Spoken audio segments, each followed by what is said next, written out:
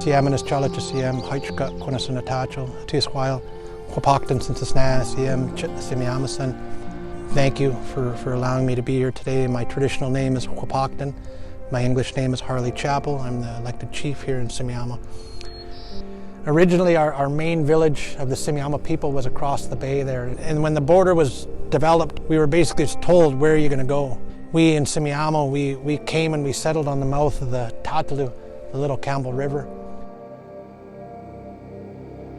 Our origin of Semiahmoo people always been passed down through the generations that we are Tlactamish. We are the survivors of the flood. And a long time ago, one of the elders of the community had the vision of a major flood coming in the area. So they built 2 giant canoes, and they filled one canoe all full of supplies and covered it with the cattail mats. And then soon enough, again, said, it's coming now. They put all the children in the canoes, and again, they covered the children with the mats. And soon enough, the flood came and the water started to rise, and the village of the people, they all passed. They all deceased in the flood. And those canoes rose, and soon enough, the water started to recede and it came back down. And from what we were told, one of those canoes landed just right around the corner from where we are here. And soon enough, the children started to leave, and they started to branch off and remake life.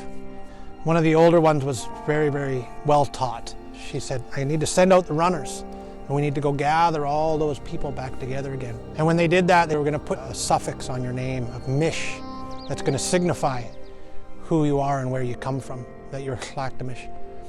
So when we crossed the United States border, we hit a lot of those Mish communities. And I asked my elder, well, why didn't we and our relatives directly to the south of us, the Lummi, why didn't we change our names? Why did we not change? Why are we not Semiahmoo-ish?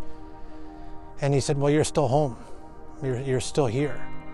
So we understand that we've occupied and we've flourished in this territory since that time of the last flood, which when we compare science with our traditional teachings, we figure that's about 8,000 to 10,000 years.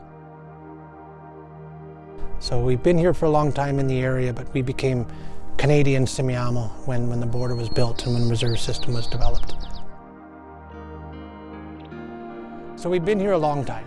Our responsibility and our job to be on the north side was to protect our interest and protect our not only our fishing areas, but our clam beds, our resources.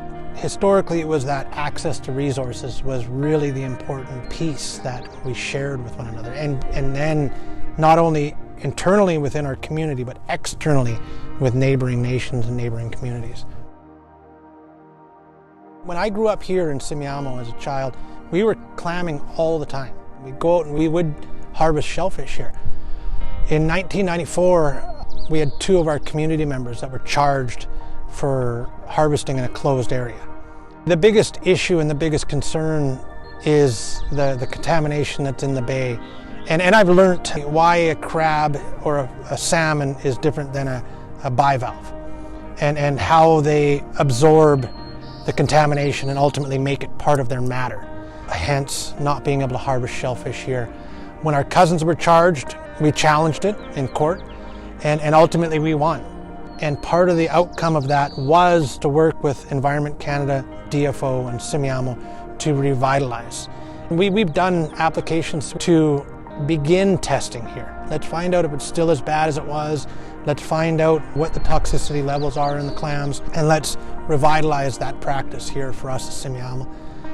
And unfortunately, that application was denied. It was denied based on lack of information. Shared Waters Alliance is a group of interested parties, Rocha being a very large part, bringing awareness to our neighboring municipalities, in time bringing awareness to residents of the area of the contamination that ends up in our waterways. We're trying to make this happen. Rocha has been working alongside Semiahmoo First Nation, along with many other groups and levels of government on both sides of the border, to gather information and try and address the sources of contamination that are in Boundary Bay.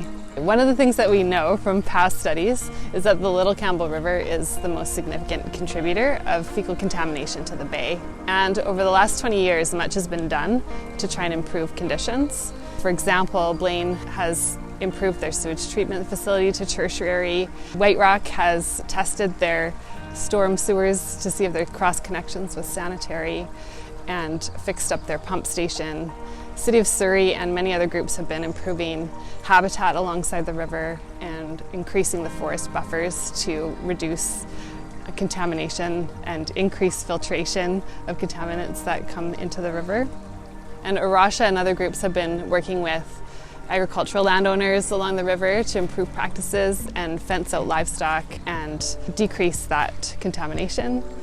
So one of the things that we need to know now is what is the level of contamination in the river after all these improvements have been done and how much more needs to be done. So Rocha's been working alongside City of Surrey and Semiahmoo Nation to test the water quality in the river and in the bay to get to that state where we can actually harvest shellfish in the bay safely, and for all of us to experience that bounty, rich biodiversity that was here in the past.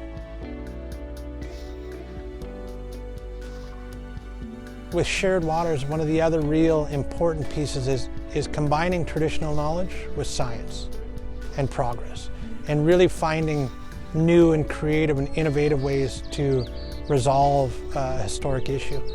You know, as we move forward and as we progress as a human race, you know, I hope that we understand our relationship to nature. I explain it to our Kholitam, our non-native neighbors, that our ancestors were here for a reason, because of the bounty that we had. Your ancestors moved here for the same reason. And we really want to do something to protect that. And that's our responsibility as Huelmoch, as First Nations people. Our responsibility is to protect that. My cousin always says, if people could be put on the endangered species list based on ability to access traditional foods, Semiahmoo would be on it. We can't harvest clam anymore. We don't fish salmon in our bay anymore. We can't hunt. The urban sprawl has completely surrounded us.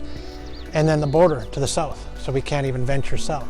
So really our territory has been cut in half. Really the goal is to find those creative solutions around how do we get back to this simple thing of harvesting here in the bay, which, you know, in the big scheme of things is a very small thing. From Semiahmoo's lens, it's massive.